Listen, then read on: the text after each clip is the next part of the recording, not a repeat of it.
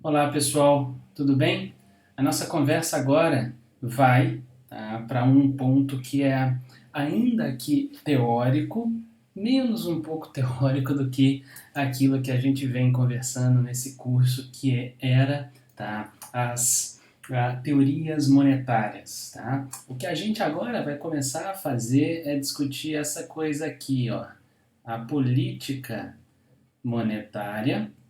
E nessa discussão de política monetária, me deixem só trocar aqui a cor da caneta para ficar uma coisa mais visível para vocês, tá? Então eu vou jogar aqui agora um cinza, beleza, vamos lá, um cinza. E nessa coisa de discutir política monetária, nosso primeiro ponto de discussão é sobre o regime de metas de inflação, tá?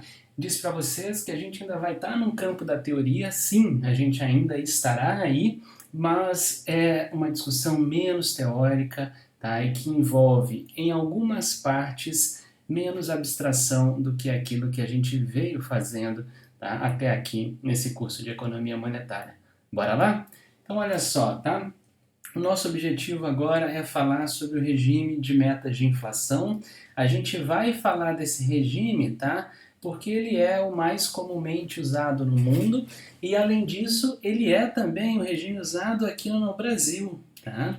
Ele é o regime usado no Brasil desde 1999, desde julho de 99, tá? Então ele já vem aí há um bom tempo, há 22 anos praticamente, sendo utilizado no Brasil, e por isso, dentre os vários regimes que existem, né, monetários, a gente vai discutir somente somente o regime de metas de inflação.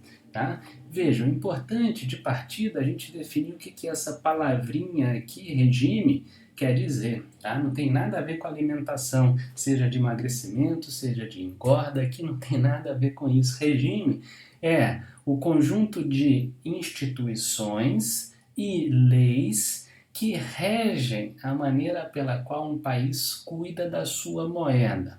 Instituições no Brasil, tá? Banco Central do Brasil, a gente chama o Banco Central de autoridade monetária. Lei, aí tem várias, né? Tem uma, inclusive, nesse março de 2021, quando eu gravo esse vídeo, que veio agora, tá? Do mês passado, que é a lei que deu a autonomia formal para o Banco Central do Brasil. Mas tem muitas leis. Tá? A Constituição fala das atribuições do Banco Central. A gente tem as leis que relacionam o Banco Central com o Tesouro Nacional. A gente tem a lei da autonomia formal. Somadas essas leis, elas constroem a maneira pela qual acontece a política monetária brasileira. A gente chama isso de regime monetário. Tudo bem? Então, vamos lá, vamos entender agora as origens do regime de metas de inflação. Tá? A gente tem uma origem que é histórica e a gente tem uma origem que é teórica. Entendamos, tá? Claro, a gente vai ter aqui na origem teórica uma discussão mais teórica, tudo bem? Mas lembrem-se, aqui a gente já passa para um campo muito mais em geral, tá? Prático, operacional de discussão de economia monetária. Toda discussão sobre política monetária será um pouco mais pragmática, um pouco mais operacional e menos teórica. Quais são, tá, os pressupostos que dão origem ao regime de metas de inflação, ou como eu chamarei também o apelidinho, tá, o RMI? Quais são os pressupostos? Primeiro, histórico e depois, tá, teórico, que dão vazão a esse regime. Bem, em termos de pressuposto histórico, tá? Nós temos que o regime de metas de inflação ele vem como uma superação ou um avanço em termos de regimes monetários com a falência, com o fim do regime de metas monetárias, tá? Que aconteceu ali no final dos anos 70. Tudo bem? Para ficar claro, né, o que era o regime de metas monetárias? Era um regime monetário que previa que a moeda ofertada num país entre um ano, tá, e outro, portanto, ao longo de um ano, tudo bem? 2020 para 2021, 21 para 22, poderia crescer, poderia variar, tá? Então, vou botar aqui, ó, oferta de moeda em determinado percentual, tudo bem? Então isso daqui é o regime monetário das metas monetárias, tudo bem? Acontece que esse regime tem uma dificuldade muito grande de ser praticado porque os bancos criam moeda. A gente já falou sobre essa criação de moeda bancária quando a gente discutiu, tá, a relação entre bancos e Banco Central naquilo que se chama sistema monetário.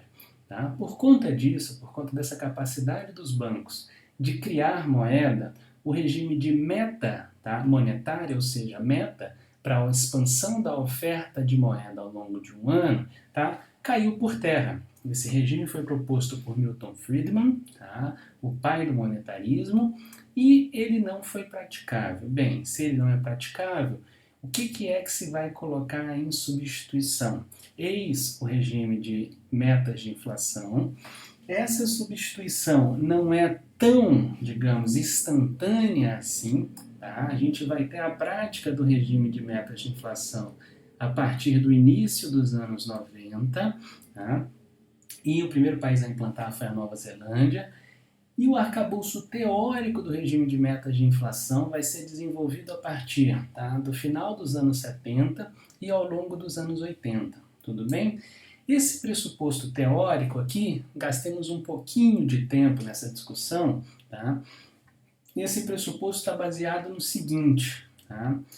O regime de metas de inflação, o RMI, ele é filho daquilo que se chama de nova síntese neoclássica, tudo bem? A gente já viu o que era essa coisa aqui, ó, a síntese neoclássica. A gente viu isso daqui sobre outros nomes, tá? A gente viu isso daqui sobre o nome de síntese neoclássica de Keynes, a gente viu isso daqui com o nome de neoclássicos keynesianos, a gente viu isso daqui com o nome de velhos keynesianos e os pós-keynesianos chamam de keynesianos bastardos, tudo bem? Vejam, todos esses nomes se referem a tal síntese neoclássica. Essa síntese neoclássica ela dá conta de uma leitura que combina Keynes e neoclássicos. Keynes vale no curto prazo, economia neoclássica vale no longo prazo. No curto prazo, valer Keynes quer dizer que pode acontecer desequilíbrio de curto prazo. No médio e longo prazo, valer economia neoclássica quer dizer que a economia volta para o equilíbrio. Pois bem, a nova síntese neoclássica vai beber nessa mesma fonte, mas vejamos. Os tais, tá? A gente ainda está no mundo dos keynesianos neoclássicos ou da síntese neoclássica de Keynes. Esses tais keynesianos neoclássicos foram contraditos por Milton Friedman, que criou então o monetarismo. Bem, depois uma outra escola, e a economia é cheia dessas escolas, por isso que fica bem confuso, tá? Uma outra escola chamada, tá, economia novo-clássica vai entrar em cena para falar: Friedman, você quase acertou, mas a maneira pela qual você estabeleceu, a maneira pela qual as pessoas criam as suas expectativas estava errada. Tá? Então, os novoclássicos, eles são críticos a Friedman e, sobretudo, a grande crítica que eles fazem, que é chamada de crítica de Lucas, porque foi Robert Lucas, um dos pais do novo classicismo, que fez a Friedman, tá? É a respeito de como as pessoas formam expectativas. Tudo bem. A linhagem, tá, novoclássica, ela vai entender que a moeda não causa nenhuma perturbação no sistema econômico, portanto ela não tem nenhum poder sobre o lado real e por isso a moeda é neutra, tudo bem? Isso é um campo bastante neoclássico, tá? Então o novo classicismo é uma roupagem moderna, uma leitura moderna do neoclassicismo lá anterior a Keynes. Congelemos, tá? Mas eu disse para vocês que o RMI vai vir da nova síntese neoclássica. Então a gente vai ter um outro grupo aqui. Esse outro grupo é o novo keynesiano, tá? O que esse grupo keynesiano vai estabelecer, né? Ele vai olhar para o novo classicismo e falar: olha, novo classicismo, concordo com a maneira pela qual vocês enxergam as expectativas e, portanto, discordo da maneira pela qual Friedman via as expectativas. Mas, dizem os novos keynesianos para os novoclássicos, vocês exageraram um pouco. Existem algumas coisas na economia que não permitem que exista equilíbrio no curto prazo. Informação assimétrica, custo de menu, salário eficiência, a gente não precisa parar muito tempo aqui para falar sobre isso, embora já tenha um vídeo tanto sobre o novo classicismo como sobre o novo keynesianismo já aí nas nossas aulas, tudo bem? Então vamos lá. O que o novo keynesianismo, diz que pode acontecer no curto prazo? Ele diz que pode acontecer no curto prazo desequilíbrio, mas ele diz que no médio prazo a economia é restringida pelo lado da oferta e no médio prazo, portanto, a gente vai estar numa situação de equilíbrio. Os novoclássicos desacreditam da possibilidade de desequilíbrio de curto prazo e para eles a economia sempre está em equilíbrio. Tá? Os novoclássicos, eles acham que a moeda é neutra. Os novos keynesianos acham que a moeda é neutra no médio prazo. No curto prazo, a moeda não é neutra. Tudo bem? Vejam, são especificidades, sim. Mas essas duas teorias, embora vindo por caminhos diferentes, elas fizeram propostas de política econômica que são iguais, que são equivalentes. Né? E dessa forma, essas duas teorias, no que toca à proposição de política que elas fazem, se tornam uma nova síntese neoclássica. Confuso, né? Sim, não é culpa minha, me desculpem, a economia tem disso, tá? Por isso que não é culpa minha, eu só estou tentando clarificar. Mas vejamos, só para a gente concluir e já passar adiante, o novo keynesianismo diz que no curto prazo pode haver desequilíbrio, mas no médio prazo a gente vai para o equilíbrio. O novo classicismo diz que não há desequilíbrio de curto prazo, a economia sempre está no seu ponto de equilíbrio. Ambos usam, por exemplo, as expectativas racionais como hipótese da maneira pela qual as pessoas formulam opiniões sobre o futuro. Tá? O novo classicismo tem uma hipótese muito forte sobre as expectativas racionais. As pessoas não erram, elas conhecem tudo. O novo keynesianismo, embora usando as expectativas racionais, vão dizer o seguinte: não, as pessoas não serão capazes, às vezes, de serem plenamente otimizadoras. Elas não conseguem absorver todas as informações, repito, porque existe informação assimétrica, existe custo de menu, existe salário eficiência, o que evita, impede que preços e quantidades consigam se organizar no curto prazo. Desse jeito, a economia para os novos keynesianos não tem equilíbrio no curto prazo, mas tem um longo. Tudo bem? Mesmo por caminhos diferentes, fazem a mesma proposição de política, está aí o regime de metas de inflação. Esse regime de metas de inflação tem equilíbrio de médio prazo. E melhor, não que tem, ele assume equilíbrio de médio prazo, então é importante dizer isso. E esse equilíbrio de médio prazo vai ser dado pelas restrições estruturais de oferta da economia. Como é que se enxergam essas restrições de oferta da economia? Aquela estrutura a partir da qual a economia não consegue ir. Portanto, as restrições de oferta, elas são limites estruturais, além das quais a economia não conseguirá ir. Então, a economia precisa repousar no seu ponto de equilíbrio de médio prazo. Quem é que define o lado da oferta, ou seja, a capacidade de produção, a estrutura de produção? E qual é esse limite? Bem, serão duas coisas, Ou o desemprego natural, o mínimo desemprego que um país pode ter, ou o produto potencial, o máximo crescimento que o país pode ter. Esses dois itens, eu posso olhar por um ou para o outro, ou seja, para o desemprego natural ou para o produto potencial. O produto potencial a gente também pode chamar de produto natural. Esses dois elementos estão indicando, cada um pela sua lente, desemprego ou produto, qual é o limite máximo de produção que um país pode ter. Tudo bem? Isso daqui vai ser importante lá no nosso último slide, na nossa última etapa da conversa dessa aula de agora. Tudo bem? Então sigamos, guardem essas duas pressuposições que baseiam o regime de metas de inflação. Eu sei que essa história aqui da nova síntese neoclássica não é uma história fácil, mas a gente tem os vídeos aí de teorias monetárias que passam por ambas as escolas, tudo bem?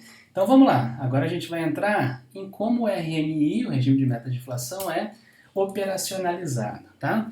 O regime de metas de inflação, obviamente, parte de um anúncio de uma meta numérica de inflação.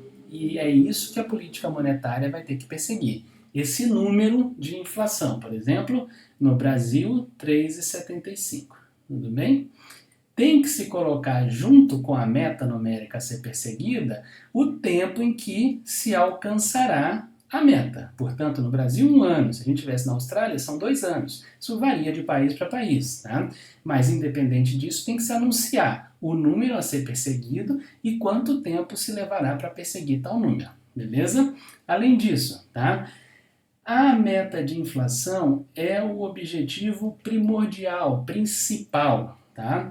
Em muito, ele é o único objetivo a ser perseguido, mas tá, todas as atualizações que vêm acontecendo do regime de metas de inflação, sobretudo pós-crise de 2008, colocam para a política monetária no regime de metas de inflação também outros objetivos. Por exemplo, a autonomia formal do Banco Central Brasileiro deu como mandato, isto é, como objetivo para o Banco Central Brasileiro, perseguir sobretudo a inflação, tá? Mas, vejamos, ele também tem que cuidar de suavização de ciclo econômico, tem que cuidar de desemprego, estabilidade do sistema financeiro, ou seja, o objetivo principal é a meta de inflação. Mas isso não coloca que seja o único objetivo, tudo bem? Então isso é importante, por quê? Porque mostra para vocês todos que me veem, né, que há uma diferença entre a teoria, tá, e a forma pela qual essa teoria do regime de metas de inflação é colocada na prática. Para sintetizar, principal objetivo é a meta de inflação, é óbvio, está no nome aqui, mas não o único, tudo bem? Dizer que é o principal objetivo é uma coisa relativamente óbvia, por quê? Porque o Banco Central emite moeda. Qual é o principal dano que a moeda pode ter? Inflação. Então, por conta disso, tá, é claro que o Banco Central vai ter como meta central buscar a estabilidade da inflação. Tudo bem? Vamos lá. Como é que se alcança a meta de inflação? Qual é o principal instrumento a operar, tá, aquilo que o Banco Central fará para alcançar a meta de inflação? É a taxa de juros. Tudo bem? E a maneira pela qual se define essa taxa de juros recebe o nome de regra de Taylor, a gente verá daqui a pouquinho, em homenagem ao economista americano, que primeiro formalizou, colocou numa fórmula matemática a maneira pela qual o Fed, o Banco Central Americano, tá, parecia operacionalizar a sua taxa de juros. Tá? Como esse cara, o Taylor, né, fez isso e modelou numa equação econométrica e viu, tá, que aquilo que ele tinha modelado, formalizado, se aplicava razoavelmente bem a como o Fed tinha marcado a sua taxa de juros, tá, a maneira pela qual, dentro do regime de metas de inflação, o Banco Central marca o juro, tornou-se um nome em homenagem a John Taylor, esse cara que fez o cálculo, tudo bem? Por isso a gente diz que a maneira pela qual a taxa de juros do Banco Central é marcada se chama regra de Taylor. Tudo bem? É só isso, né? A gente vai ver exemplo de regra de Taylor já daqui a pouquinho. Tudo bem? Vamos lá, a gente tem os resultados ainda adicionais esperados do regime de metas de inflação. Coisa simples aqui de apresentar, tá? Primeiro, ele é de muito fácil comunicação. Por quê? Porque ele é muito simples, tá? Disse que vai se buscar uma meta de inflação, você já está comunicando para a sociedade qual é a meta de inflação que vai ser buscada e as pessoas entendem isso. Tudo bem? Então ele tem fácil comunicação e ele é simples. Como se tem, né? Como regra, essa palavra é importante, como se tem como regra, né? Buscar a inflação, isso disciplina a ação do Banco Central.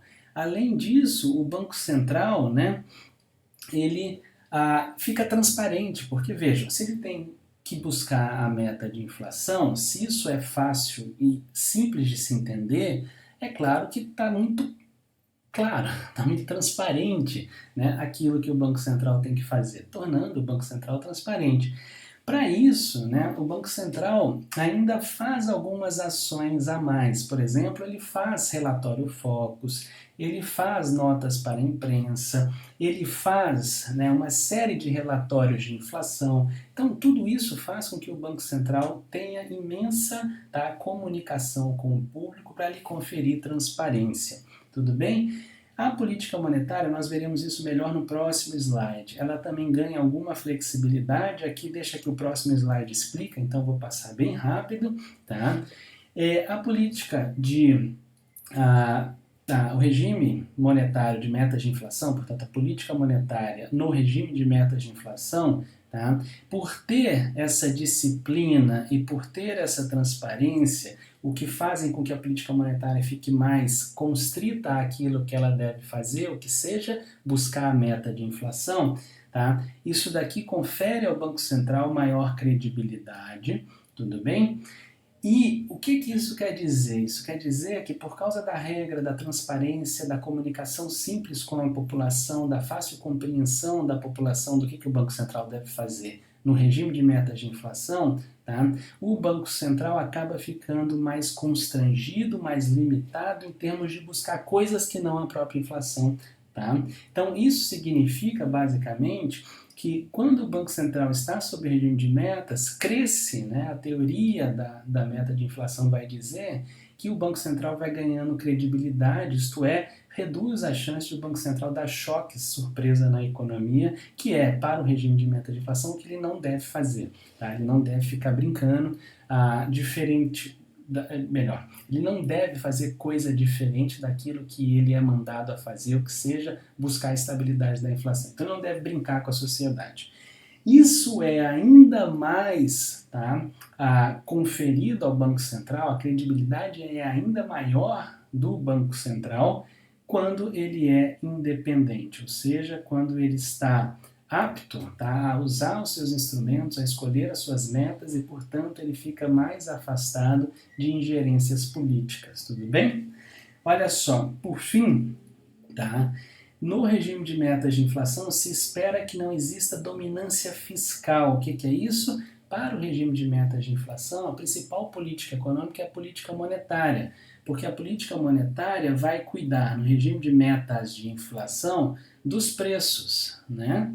E quanto mais estáveis forem os preços, melhor o preço informa para todo o mercado, tá, quais são as decisões que os agentes vão tomar. A gente chama, portanto, né, toda vez que a gente fala de força de mercado ou força de oferta e demanda, precisa ter uma referência.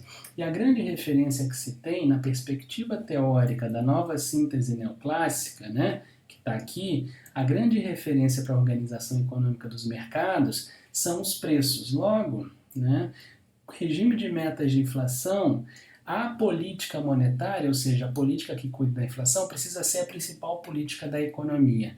E ela precisa subordinar, subjugar, circunscrever, ela precisa dominar a política fiscal. É por isso, tá, que a gente diz que não pode haver dominância fiscal. Logo, é preciso haver dominância monetária em termos de política econômica. O que isso quer dizer? A política monetária precisa ser a principal, porque sendo, ela estabilizará os preços e os preços sinalizam para as forças de oferta e demanda qual é o melhor caminho de regulação do mercado. Tudo bem? Claro, a gente está no nível teórico e eu estou mostrando para vocês o que mais a teoria das metas de inflação espera, tá, em termos que venha do regime de metas de inflação enquanto benefícios sociais de se utilizá-la. Tudo bem? Então vamos lá, pessoal. Sigamos. A grande escolha que se faz quando se está operacionalizando o regime de metas de inflação é no trade-off credibilidade e flexibilidade. O que isso quer dizer? Caso se busque maior credibilidade, né, reduzir-se-á a flexibilidade daquilo que se fará em termos de operacionalização da política monetária. Eu disse para vocês agora há pouco, vejam, tá? A política monetária, ela ganha sob o regime de metas de inflação alguma flexibilidade, mas disse que eu explicaria agora. Então vamos lá, tá? Bem, existem, né, 3 opções que precisam ser feitas quando se está montando o regime de metas de inflação. Primeira, tá? Qual é o alvo de inflação a ser adotado? Então, esse alvo, né, ele vai ser, por exemplo, um valor numérico, tá? Brasil, 3,75 é a meta de inflação para 2021, tudo bem?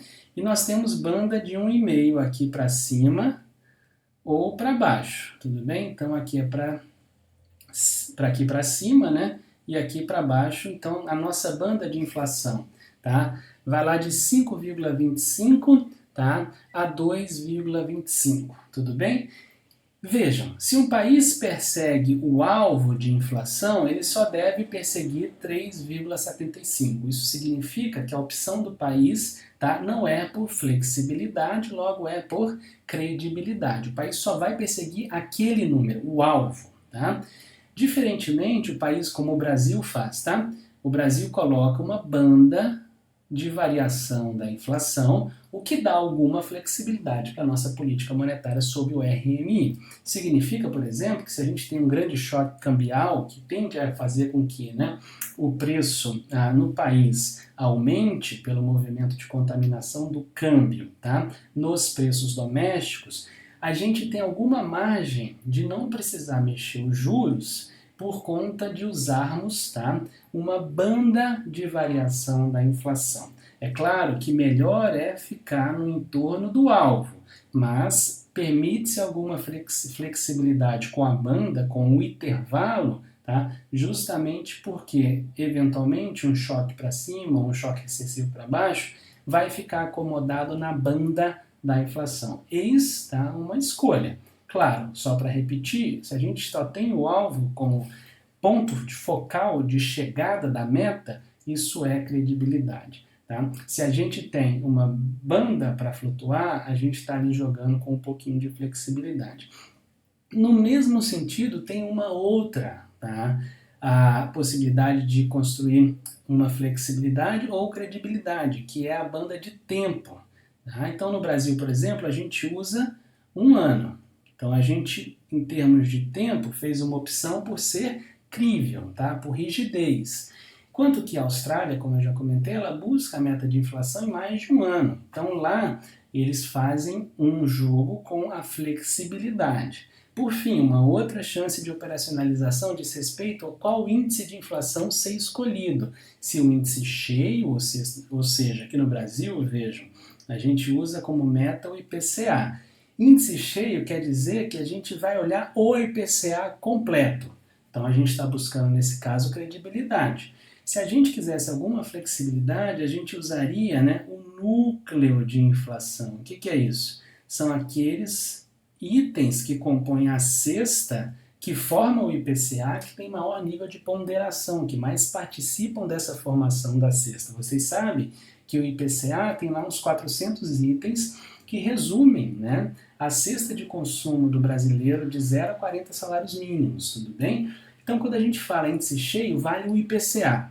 Quando a gente diz núcleo de inflação, tá, que não é o caso brasileiro, o nosso é o cheio, núcleo de inflação seria aquilo que mais participa, tá, da formação dessa cesta. Portanto, é um conjunto menor de itens, o que faz, portanto, né, em última instância, que o núcleo de inflação varie menos do que o índice cheio.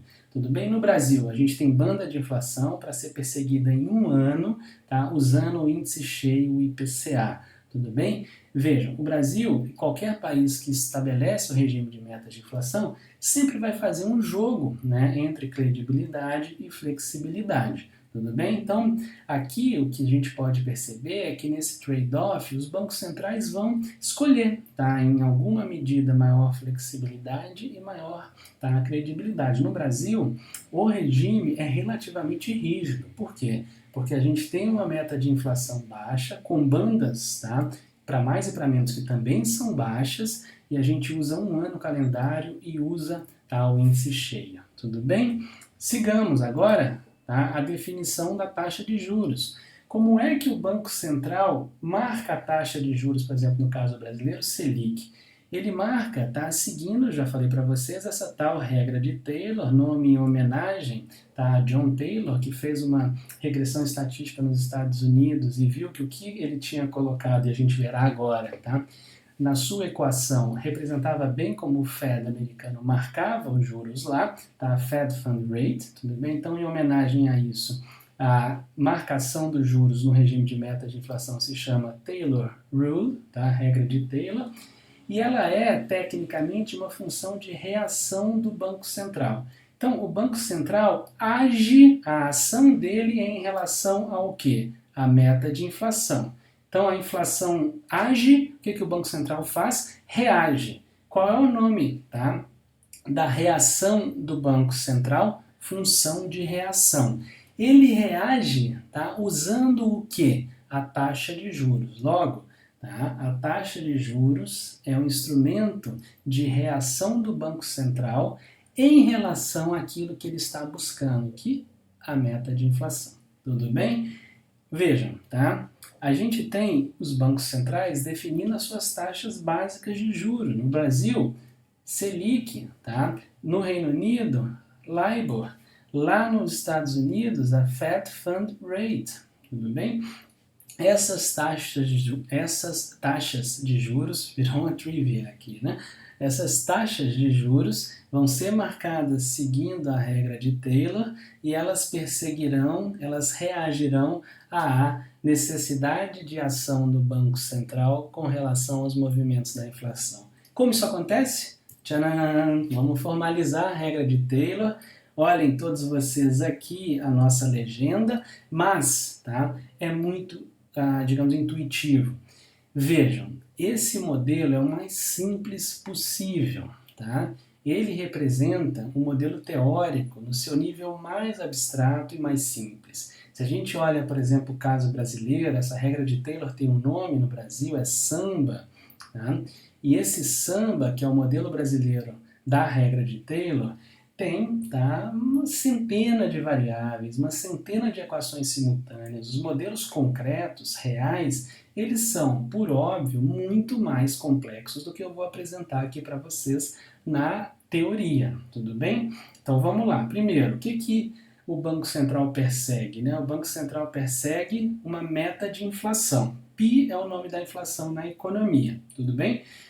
A inflação reage ao quê? Tá? Ela vai reagir às expectativas dos agentes, está aqui, Pi expectativa, tudo bem, PE, e vai reagir ao hiato, ou seja, a diferença, ou gap, chamam como quiser, tá? Chamem como quiser, do emprego, tá? O que quer dizer o gap do emprego?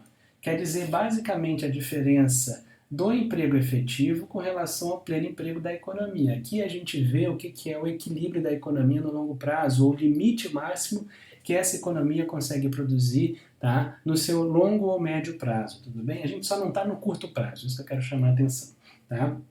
Para novos keynesianos a gente vai estar no médio, para novoclássicos a gente vai estar no longo prazo. Vejamos o seguinte, tá? A gente pode olhar a inflação acontecendo, a determinação da inflação por um outro caminho, qual seja o produto potencial, tá? A lógica é a mesma, a gente está falando de qual é a restrição de oferta que existe nessa economia, ou seja, qual é o máximo que ela consegue produzir, tudo bem? Qual é o nome do máximo que ela consegue produzir? Produto potencial ou produto natural. Aqui a gente tem o produto efetivo do país. Qual é o nome disso? Gap também, tá?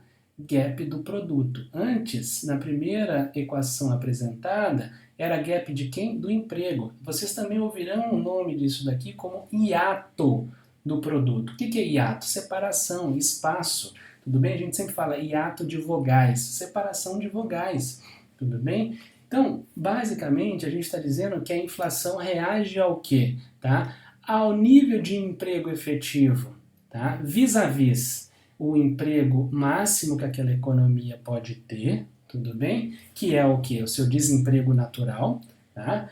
Ou a gente vai olhar pelo produto, da diferença do produto efetivo com relação ao máximo que aquela economia consegue produzir, ou seja, seu produto natural ou potencial, chamem como quiser, tudo bem?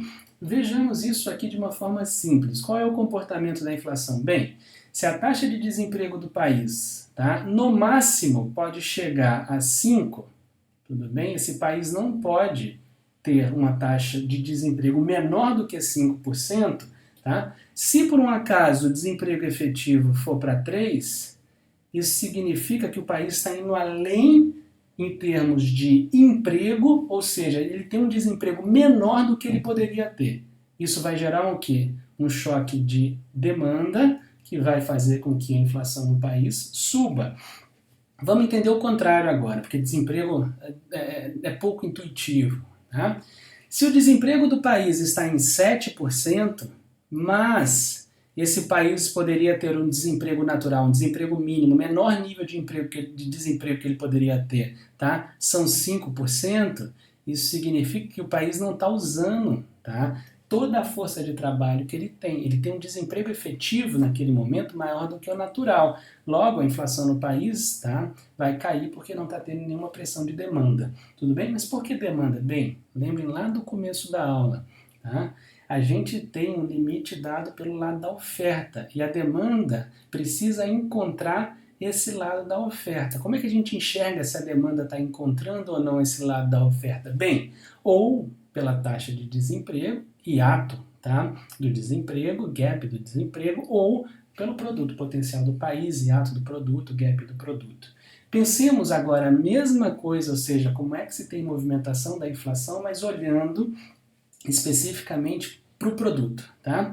Se o país tem uma produção potencial de 5%, tudo bem? E ele está produzindo naquele instante 1%, vejam, o país está muito aquém do que ele poderia produzir. O que vai acontecer com a inflação? Cai. Tudo bem?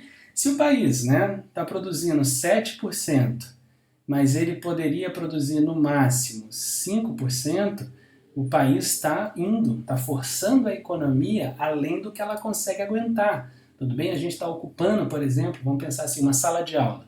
A sala de aula consegue atender 60 alunos, tá? Mas cabe mais uns 4 alunos no chão, cabe um em pé na porta, tá? E eu, se eu estivesse na sala de aula, que gostaria muito de estar, mas a pandemia não me permite, tá? Tô dando aula com essa sala agora, que só cabia 60 alunos e tem 65, tá? É claro que a partir desse instante, vai gerar um custo para eu poder dar aula. Se a gente transfere isso tudo porque a gente está conversando, quando o produto efetivo ultrapassa o produto potencial, a inflação sobe. Tá? Ou seja, o custo que a sociedade ganha nesse caso é a inflação.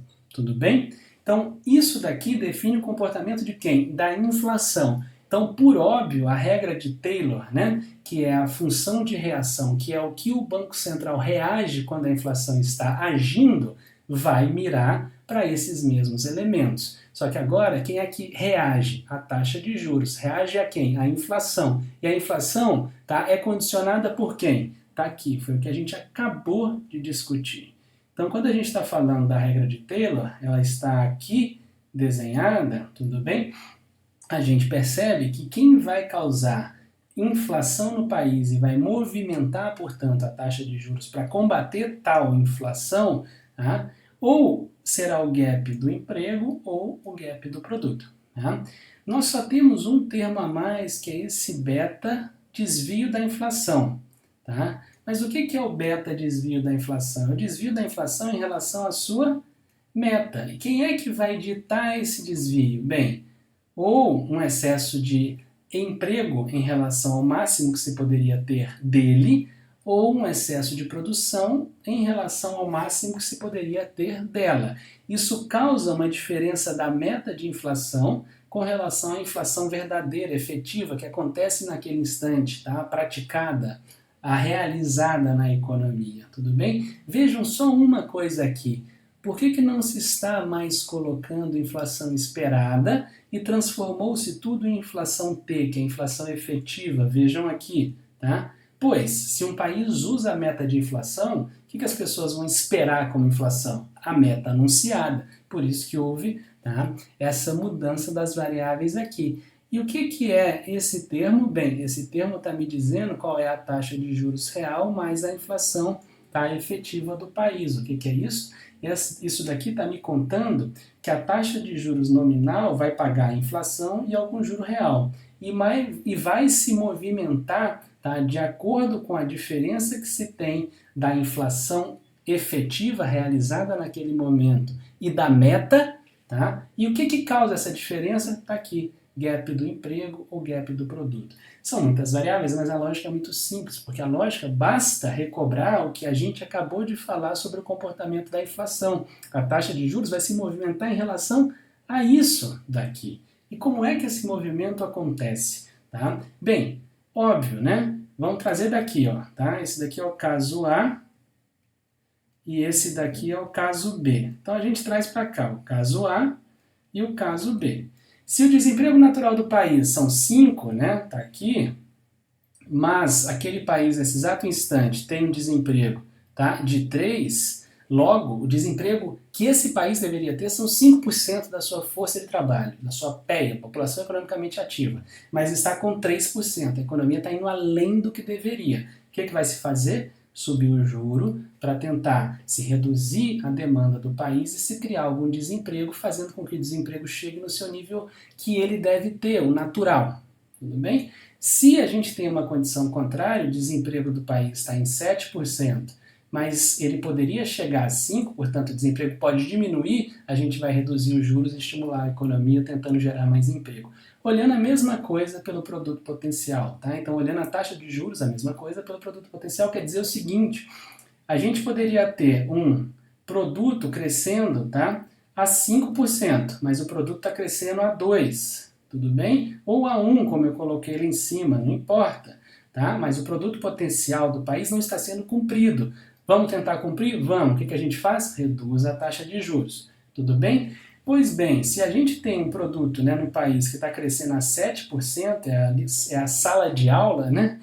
Que eu falei com vocês, caberiam 60 pessoas, mas estão 65 na sala, porque tem uma em pé, tem uma sentada no chão, né? Se isso acontece, se o produto efetivo ultrapassa o produto natural potencial, a mesma coisa o nome, só que muda, a gente vai subir a taxa de juros, ou seja, a gente vai expulsar uns alunos ali da sala de aula para voltar ao seu produto potencial e o curso render mais, tudo bem? Quer dizer, render mais é não ter inflação, tá?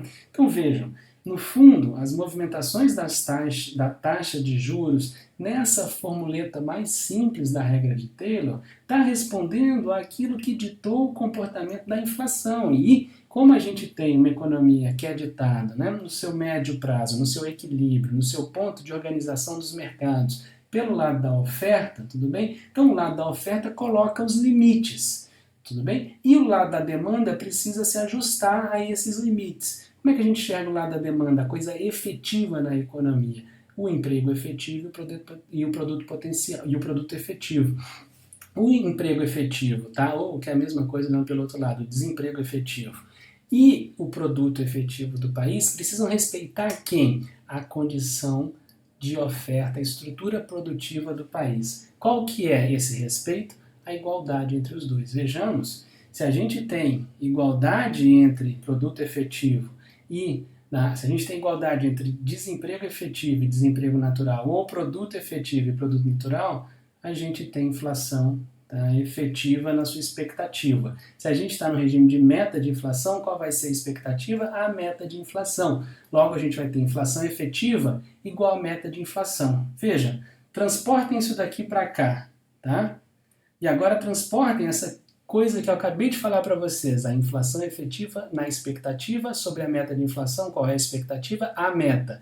Logo, se a gente chegou na inflação efetiva igual a meta, tá? Esse termo beta aqui da regra de Taylor também sai, tudo bem? O que vai ser a taxa de juros? Vai ser somente a inflação efetiva, tá? E a taxa real de juros da economia. O que isso quer dizer? Nada, a taxa de juros vai simplesmente ser aquela que equilibra a economia, porque vai trazer em si o juro real justo para a sociedade, né? E vai trazer a própria meta de inflação, tá, embutida para poder pagar a inflação dentro do juro nominal. Ficou difícil? Explico, é simples entender. O juro nominal, que é esse I, que é a taxa básica de juros da economia, vai pagar a inflação e pagar o retorno, tá, justo da própria produtividade marginal, de toda a igualdade de ganhos da sociedade, quando o mercado abstratamente, né, e teoricamente livre consegue se organizar. Tudo bem? Para deixar claro aqui para vocês antes da gente partir para o fim, tá? Isso daqui é o modelo mais simples. Eu disse para vocês no começo dessa conversa sobre a regra de Taylor que, na realidade, os modelos são muito mais complexos do que isso. E aí, cada país vai adicionar as variáveis que lhes são relevantes, variáveis que lidam com energia, por exemplo, preço da energia, variáveis que lidam com câmbio, variáveis que lidam, tá, com a esterese, por exemplo, como é que o mercado de trabalho daquele país se comporta, variáveis que trazem como é que a atividade econômica conjuntural está acontecendo naquele país. Portanto, cada país vai ter que montar essa regra de Taylor, tá, de acordo com aquilo que é crucial para a determinação da inflação no país e como a regra de Taylor é a função de reação do Banco Central vis-à-vis a inflação que vai acontecendo naquele país, é claro que a regra de Taylor reage àquilo que causa a inflação nesse país e nada vai ser, tá, tão simples quanto isso que eu estou apresentando. Mas aqui, nesse curso básico de economia monetária e regime de meta de inflação, o que eu preciso apresentar para vocês é o básico do básico. Eis o que está na tela. Tudo bem?